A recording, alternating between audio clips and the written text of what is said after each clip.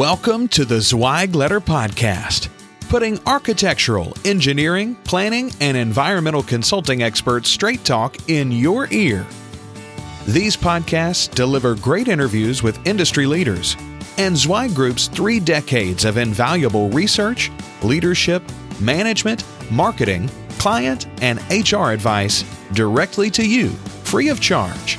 The Zweig Letter Podcasts let you develop personally and professionally, wherever you are.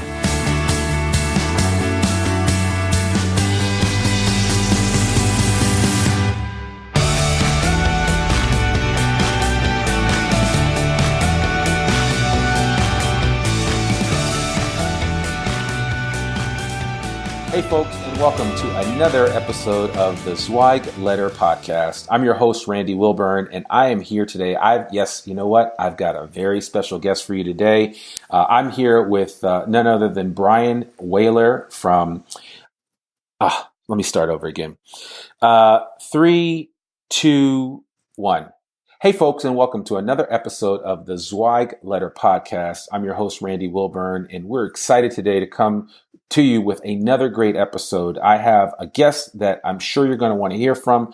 Bryan Wehler is the President and Chief Executive Officer of Earth Resource Engineers and Consultants out of Eastern Pennsylvania. They've got several offices, and we'll talk a little bit about that in a second. But Bryan, it's so good to have you on the podcast today. Thank you so much for agreeing to be on the podcast and joining us. How are you doing? Good. Great to be here, Randy. Good. So, Bryan, you certainly are an overachiever with your background and skill set. And what I wanted to do is I want to kind of learn a little bit more about you and kind of what led you to the role that you're currently in right now with Earth Resource and just learn a little bit about your superhero origin story. That superhero might be a stretch there. You're generous. Sure. So I guess my story begins early on. My father was a geologist and worked for an environmental consulting firm. And so I was around this profession from a very early time. And got exposed to it as I was growing up and, would visit my dad at the office and kind of had a sense of what it involved, but also had a passion for the outdoors and for science. And it ultimately led me down the path of going to college to study geology and environmental science. That was my real passion at the time. I was also a football player in high school, and the college I selected actually recruited me to play football. So that certainly helped, and I probably ended up getting into a college that I wouldn't otherwise have just based on academics. So that was a nice combination, and they had a great program in geology. So went to 4-year college and graduated and went to work for the firm that my father had started. So he had sold his company that he had worked at when I was younger and started a new firm, which is ARM Group, which is where I work today.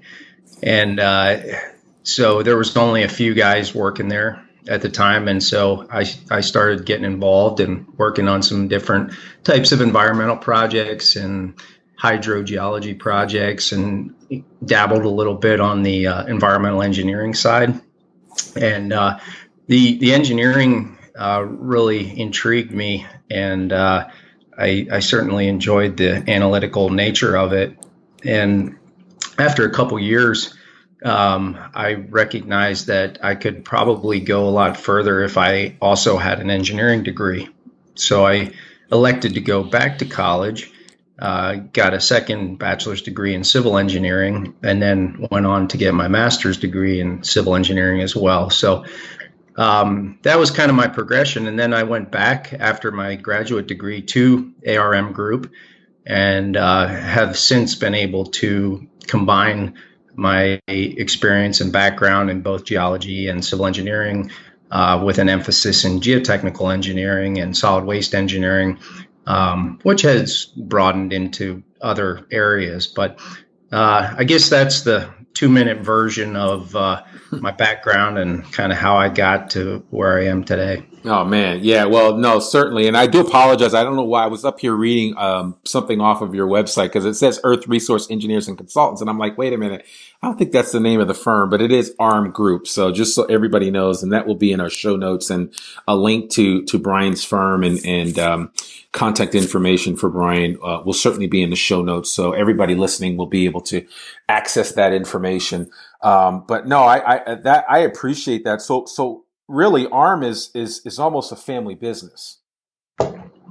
Yeah, in a sense, it has been. My father did retire in 2011, and actually went on and did some other things in related industries. But yeah, he has since moved on, and we now have about 145 employees and pretty diverse operation with 7 office locations throughout Pennsylvania and Maryland. And we get involved in, quite a wide range of projects. So it's expanded and diversified quite a bit since it was first founded in 1998 by my father. And then he had a few guys that he brought on right away. But it went from a handful of guys to 145 in about 20 years. Wow.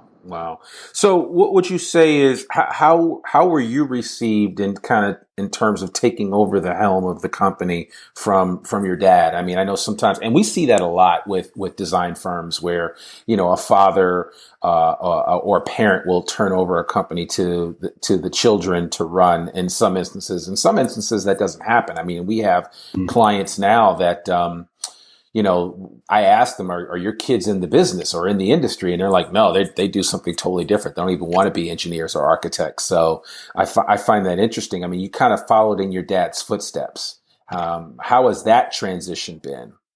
Yeah, that's a good question. It's definitely something that wasn't predestined. Mm-hmm. That, I would come in and, work there for a number of years and then, take over the reins. That was by no means something that was discussed with my father or thought by really anybody that was involved with the organization when I joined it.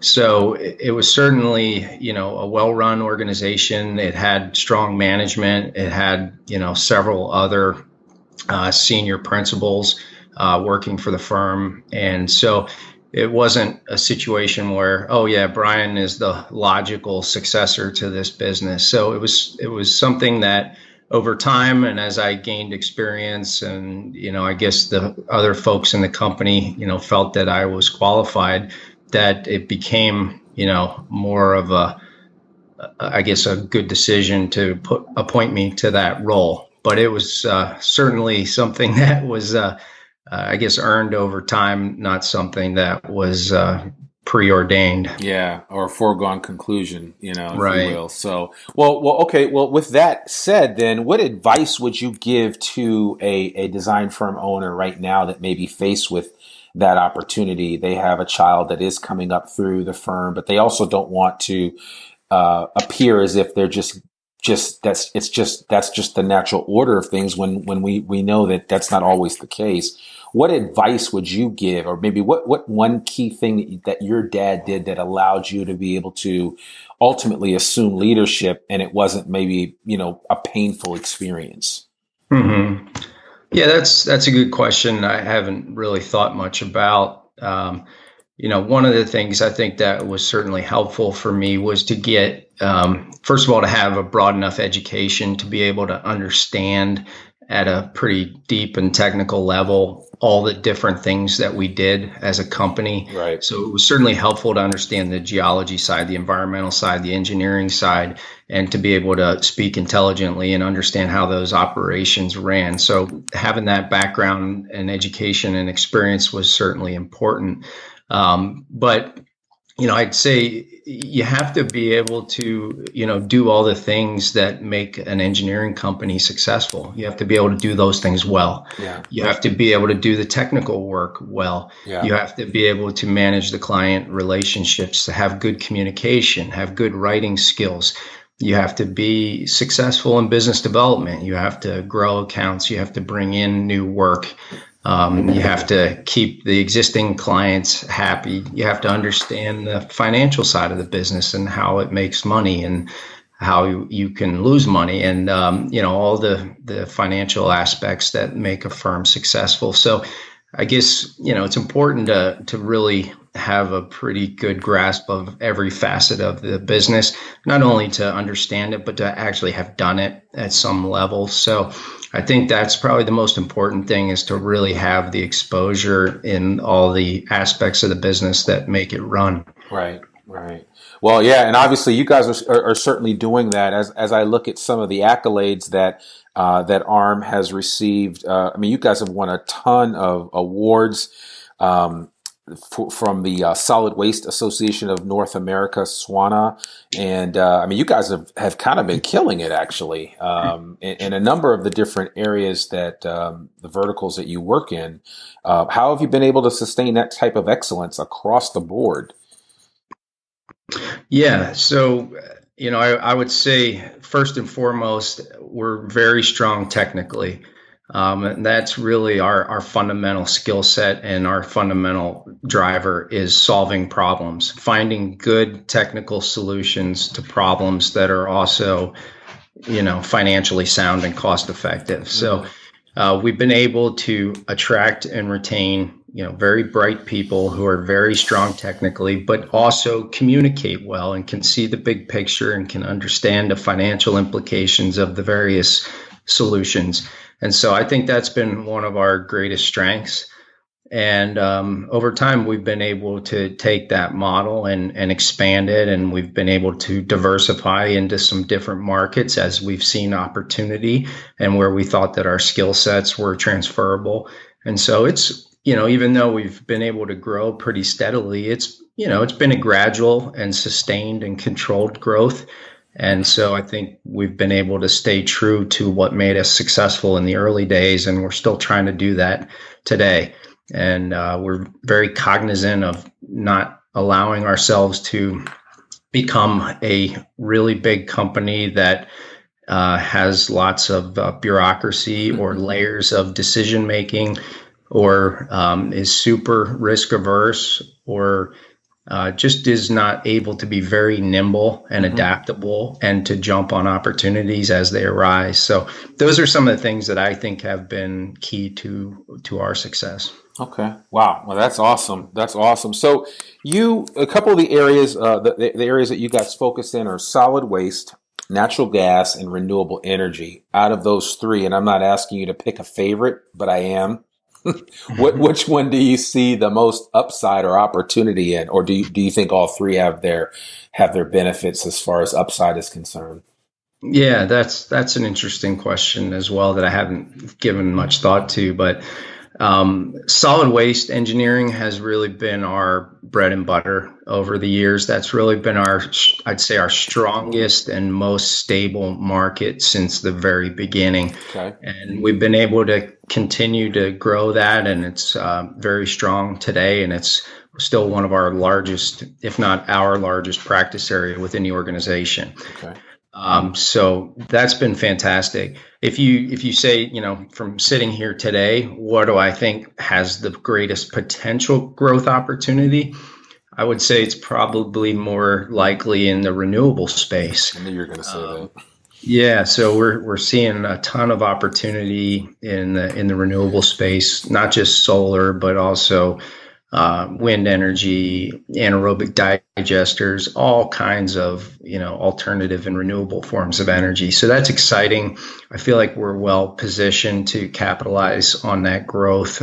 We have an established renewable energy practice. We've done quite a few projects, but I think the upside potential there is tremendous. The oil and gas space is it's very volatile, as you can probably appreciate. It tends to ebb and flow with the prices of commodities, which is understandable. So, it's been a good one for us. We've kind of ridden it up and down and through some of the different cycles, but it's still a very important practice area for us, and I think it will continue to be. I just read an article recently that Pennsylvania has over 230 years of natural gas sitting in the ground, even at today's production rates, which is pretty incredible when you think about it. And given its location and its proximity to nearly, half the country's population, and the ability to export natural gas overseas, which is growing and growing, I see that being a very good market in the coming decades. I think there's going to continue to be ups and downs, but I think the long-term trend is positive, and it's certainly a market that we're going to continue to stay committed to. Okay. Well, that's cool. Are you having trouble finding really good people in the areas of renewable energy? I mean, in terms of identifying and bringing on new talent for these areas, are you looking for people in all three of these vertical markets, or does one pose a greater challenge than another in terms of finding good people? Yeah, great question. Finding good people is a challenge in all of our markets right now across the board. Yeah. And I know that's a common thread. I've talked with a number of other firm leaders, and I've read all the survey data, and I know it's not just us. No, it's not. It's not. So it's a major challenge. Renewable energy, finding talented people there is certainly challenging, and the skill set is really variable. Do you want someone that has that electrical engineering background? Do you want someone that has kind of the civil and environmental background? Do you want somebody that has more of the business and financial acumen? You almost need all of those skill sets, so you really have to know exactly what you're looking for. But there's definitely a talent shortage in that space as well as the others. So I don't know that one's any harder than another. Yeah. Although I will say that our solid waste space, I think because it's such a specialty area of engineering, there's not a lot of people that necessarily go into that field. And so more times than not, we have to take a civil engineer that maybe is more of a generalist or maybe has a background in geotechnical or some area of environmental, and we train them and groom them. So, those are some of the challenges that we encounter. Yeah, that's what we say: hire for character, train for skill. The skill thing is easy to train for; it's the character issue. And I know you guys have some really high character people there at ARM. So, yeah, that's awesome. So tell me, what's the one thing that ARM is doing? Because you cited a major issue and a problem that most design firms are struggling with, which is finding and keeping really good people. What's the one thing that you think you guys do really well in terms of retaining the great talent that you have at ARM? Yeah, that's a great question. I would say the most important thing for us in retaining the people we have is our culture. They like the company. They like working here. They like what they do. They like the opportunities that are provided to them here. There's really good interaction amongst the staff. People care about one another. They have fun together. We're serious when we need to be, but we try to, kick back and enjoy it as well. And so I'd say that, the culture is one of the primary keys to our retention. And the other is just, I think everybody knows and believes that there's no limits to how far they can go within this organization. We're an employee-owned organization. And so, there's the opportunity to, if you do a great job and you're really committed to the company, you can become an owner in the company. And I think that's appealing to a lot of folks. And, we really encourage just that ownership mentality and that entrepreneurial mindset that, if you're really passionate about something, we're going to support that. And we're going to encourage you to become an expert in that area so that you can grow that thing that you're particularly passionate about, provided there's a market for it and we can make money as well. That's obviously important. Yeah. But we really try to support and encourage each individual's passions and aptitudes. Okay, cool. Well, yeah, I mean, certainly that would make a lot of sense. I noticed one of the awards that you guys did win. I mean, you've won a lot of awards for a number of different things, but you're also one of the best places to work in Pennsylvania, which is saying a lot. I mean, you guys have offices in a couple of locations in PA. It's Hershey, State College, Pittsburgh, Wilkes-Barre. Any place else that I'm missing? And then, of course, Columbia, Maryland. But I'm talking about specifically in the Keystone State. You've got Yeah, those so four. our electrical and automation group also has offices in Johnstown, Okay. Okay. Mechanicsburg, and also North New Jersey. We're in North New Jersey. They're just outside of New York City. What town? I didn't mean That's to a put you good on the question. spot. I forget what town it's in. Well, I'm exactly. from Teaneck, New Jersey. That's why when you Oh, said are that, you? that's why I was like, when you said North Jersey, I'm like, hey, you're speaking my language here. So, Yeah, that's yeah. good. We'll figure it out. I'll put that in the show notes and we'll determine where that is. But no, that's awesome that you guys are developing that kind of footprint, because I know that there's plenty of work to be done, especially in New Jersey. Oh, yeah. When people always joke about Jersey, it's like when people think about New Jersey, they think about factories and, riding through Newark and other areas where, there's just all kinds of industry, but people also don't recognize that New Jersey is called the Garden State for a reason. And there's actually a lot of farmland, a lot of really, I mean, some of the best tomatoes that you've ever had come out of New Jersey. So, and Pennsylvania for that matter. I mean, the eastern side of PA has so many great farms. I mean, Amish country. I mean, you're kind of like in the heartland of that area, and there's just a lot of good things about it. So. Yeah, definitely. Yeah, we've been fortunate. Our folks in North Jersey have been working on a lot of projects in New York City and North Jersey, and they're still involved in a lot of work that came about from Hurricane Sandy. Oh, wow. And all the the damage that was done. So we've been working on subway projects where we do the controls and automation for some of the subway systems, like the ventilation controls, track controls, doing some of the SCADA systems, and helping to rebuild some of the electrical automation infrastructure that was damaged as part of Hurricane Sandy. So, it's just an example of some of the opportunities that exist in that location. Yeah. Well, I mean, certainly nobody's going to suggest that ARM is a one-trick pony, because you guys are diversified for sure into a lot of areas, which I think has helped you as you guys continue to grow. And is there an area that you want to get into that you haven't thought about getting, that you haven't already?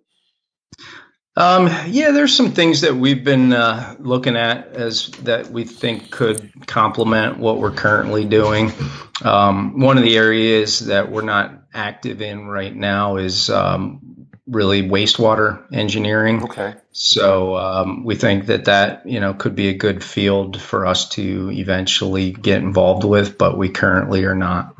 Okay. All right. Well, there's always room, especially with 145 people. You certainly have some of the bandwidth there for that. So, yeah, that's exciting. That's exciting. So, well, tell me. I mean, you've been in the industry for a while. What do you see for the design industry? What do you think is one of the biggest misnomers about our industry, and what people think about it from the outside looking in? Because I think, one of the things that we try to do, especially here on the Zweig Letter Podcast, is to really try to elevate the conversation of what we're doing, right? Because I mean, you have a job to do every day. People, you have clients that have needs, but what is the bigger picture about our industry and where you see it going? Overall, I would just be curious to get your thoughts on it. And I know everybody has their own feeling or thought process. I just personally know that we need more people to work in the industry. We need to encourage more younger kids, like even kids my age. I have a 13, an 11, and an 8-year-old that, hey, being in STEM related industries, can really benefit you, but also can benefit the industry and can help our infrastructural growth here in this country. So I'd just be curious to see what some of your thoughts are in relationship to that. Yeah, certainly. Well, for one, I think a lot of the public doesn't really understand what we do. Right.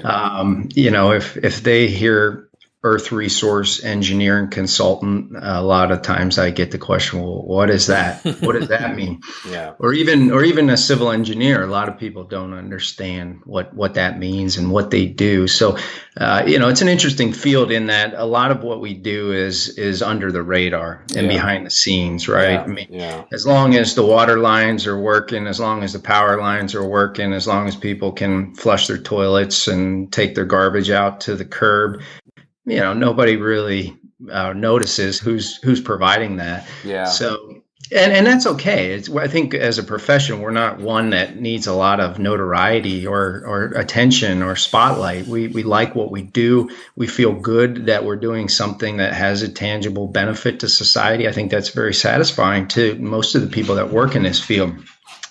So, it's interesting from that standpoint. But as far as the future, I think that need is only going to continue to grow. We've all been hearing about our infrastructure and how underfunded it is and how it's degrading. And it's going to take a lot of investment to get it to where it needs to be in the next 10, 20, 30 years. Yeah. And we're going to need the people in the consulting and engineering and architectural profession to make that happen. And so I think that's going to continue to be a big driver for this industry. And so I think we're going to need, good quality people that are coming into this field to be able to deliver those results. Yeah. So it continues to be a challenge, like we talked about, just attracting the people that we need to this profession. And, that remains a struggle, I think. I don't know that I know what the answer is other than raising the awareness and helping people understand what the profession is all about and how exciting and important it is. And hopefully that will help attract more people into the educational system that allows us as companies to eventually hire them. Absolutely. Absolutely. So I think my next question would simply be, and I mean, you can just kind of list them out, but what kind of people do you guys hire out of the trades? I mean, is there anything specifically that where you don't necessarily need this individual to have a 4-year bachelor's or whatever degree, but, because that's the other big thing that we're talking about is, just encouraging some kids who aren't meant to go through a normal 4-year college that going to trade school is just as valuable, right? Mm-hmm. I mean, you've got like right now, I have some friends that work up in sheet metal working up in Boston, and they just can't get enough kids to do it. And, they're paying $40-50 an hour for sheet metal workers, and they just can't find enough people to fulfill it. But what kind of roles are you fulfilling in that area? And what type of people do you look for that have those types of skills that would work at ARM? Sure. Yeah. So I guess one area that we would have that would be more of a trade, I guess, would be on the CAD design side of our business. So we have a lot of folks that do our drafting and, computer aided design for us that are out of either a trade school or a 2-year program. So that's certainly a great opportunity, a great field and an essential skill set for our business. The other area I can think off the top of my head is on the construction inspection and oversight. We always need good qualified field inspectors and technicians that can be out there overseeing the installation and implementation of our designs and ensuring that they're being constructed properly and in accordance with the specs and the regulations. So those are a couple areas where, you don't necessarily need to have a 4-year degree or an engineering degree, and you can make a very important contribution to this profession. Yeah, no, absolutely. Well, that's cool. I mean, there you have it. I mean, there's some really good opportunities out there for some folks that maybe don't want to go the traditional college route. And they can still get into, and I believe there's a huge need, untapped resources of people that don't want to go to a 4-year school, but, there are some other areas within the design industry that their needs could be met by, going through a trade program or some other type of training that would allow them to come into a firm like yours or any other and flourish and be really successful. Mm-hmm. So, sure. Yeah. So, well, that's cool. So I guess as we kind of wind this up, and so our time is getting on here now, and I promised you I wouldn't take up your whole day, and I really do appreciate you sitting down and talking with us today. Sure. What one last thought do you want to leave with the listening audience in terms of just what you guys are up to and what you're doing, and kind of where your company's where you see your company going in the next just 3 to 5 years, not even beyond that, because again, I think with this whole issue of artificial intelligence, there are going to be a lot of changes in the industry, and especially in the industry that we work in. Automation is just going to grow. There are going to be a number of things that people used to do that they're not going to do any longer because computers will do them better. But I'm just curious to see what you think about that, and where you kind of see things in the next just simply 2 to 3 years. So between now and 2023. And then, cause sometimes I can't even see beyond that. So, it gets hard. I try to focus on what's right in front of me, not, what's going to happen 20 years down the road, because we just don't know. I mean, things are going to change dramatically as artificial intelligence takes hold. And I don't want to scare everybody into thinking that Skynet is going to take over, right? And we're just going to have a bunch of Terminators running around. But, some of that is not far reach. So I'm just curious to see what you think about the next, 2 to 3 to 5 years.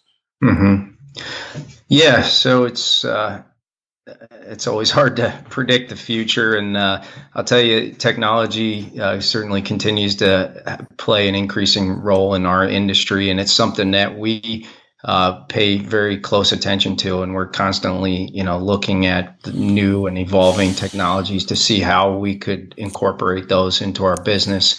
Can they help us on the production side? Can they help us be more efficient? Or does it become something that presents an opportunity to offer to our clients as a service, whether it's data management, whether it's GIS, whether it's some sort of automation system, which we're doing now. We have, like I said, an in-house electrical automation and controls group that, that's what they do. They focus on how can we convert a process to an automated one that can be controlled remotely, so you don't have to necessarily have somebody there babysitting a system or manually controlling it. So I feel like ARM is well positioned for that evolution, and it's certainly not something that we're going to be complacent about. We're going to continue to try to stay on the cutting edge and make sure that we're at least aware of the available technologies and how they could benefit us and our clients. So, I'd say for us in the next 3 to 5 years, we're very committed to growing the organization. We have a really nice group of younger folks within the organization, that have 20 plus years left in their career. So they have a lot of energy, and they're in it for the long haul. And so I think we have that critical mass that wants to continue to push the organization forward, to grow it and to expand it, to diversify it, to continue to attract the best and brightest to our organization. So I think it's going to be a really exciting time, especially if the economy continues to perform well, which is always a big question mark. Right. But, with, like I said, the infrastructure investment needs, with an aging population where you have a lot of people retiring, with the transformation in our energy industry to more of a clean energy economy, I think there's going to be a lot of opportunities to propel growth. And I'm excited about, being part of that, and, the role that ARM can play in that. Okay, cool. Well, that's good. Well, it totally makes sense. And I think it's going to be interesting to see how that technology really impacts firms like yours and allows you to, it gives you, I think, more flexibility to do more things and to provide greater services to the client. So certainly that should be exciting. All right. So as we close out, I have 4 quick questions for you that I know our listening audience wants to know. Please tell me the last book that you read. Let's see. What was the last book that I read?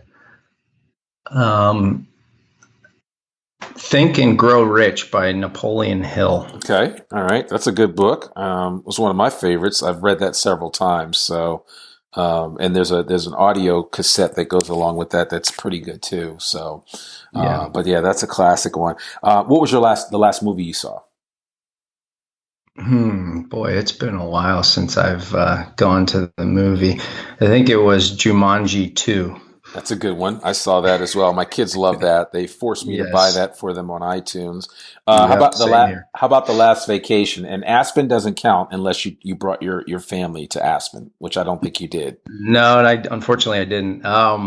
The last vacation was to Costa Rica to go surfing. And we talked about Costa Rica. So, okay, cool. So, well, yeah, how did I know that? That's awesome. And then what is your favorite quote? Okay, that would be a Napoleon Hill quote. Okay. Let me try to get this right. It's okay. We'll clean it up if you're off by just a syllable or two or a word or two. It's fine. Okay.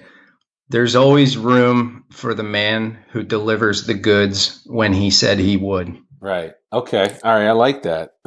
There's always room for the man who delivers the goods when he said he would. So, all right. I will look that up and I'll make sure we put that in our show notes, but that's cool. Okay, good. I just thought about that. I just said, I want to find out what Brian's favorite quote is. I mean, we all have quotes to live by. And, one of my favorite ones is a closed mouth doesn't get fed, because it applies to so many different things, but we need to speak up when we want things and go after them. And that can apply in business.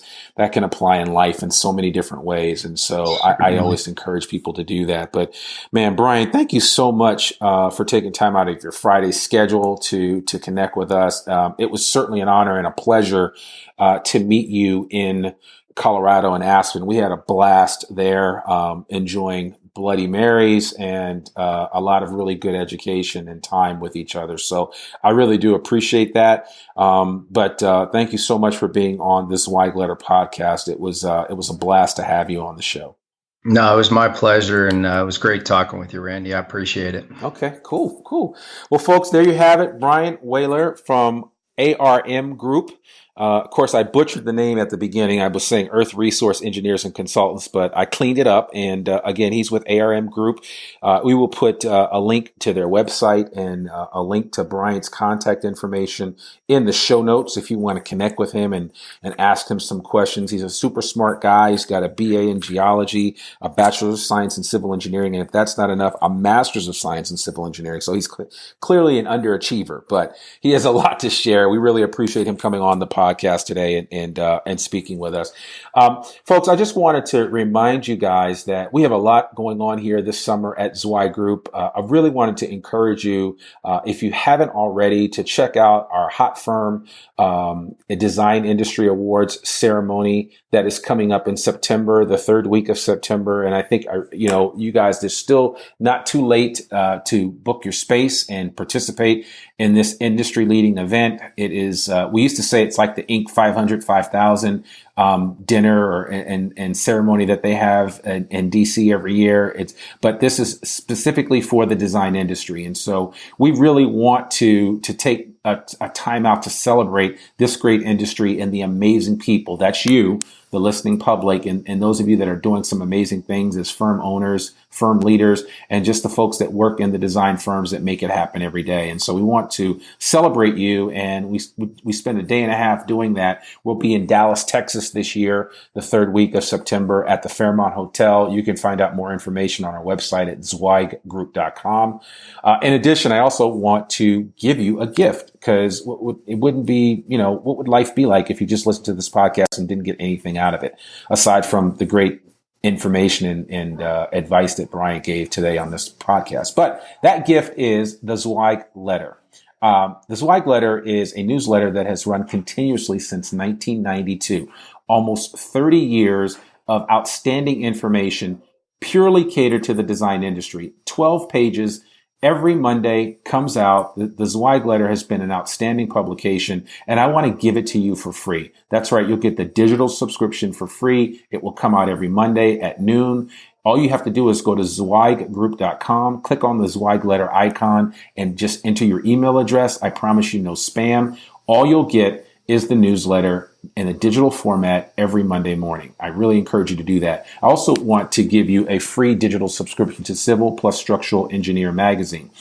Really want to encourage you to take part in that. You can also find a link to Civil plus Structural Engineer magazine on our main site at zweiggroup.com. Check it out there. And finally, last but not least, I'd be remiss if I didn't mention Z-Learning, which is our new online continuing education program. If you want to do some lunch and learns with your people, one of the biggest ways for you to continue to retain great talent is to professionally develop them.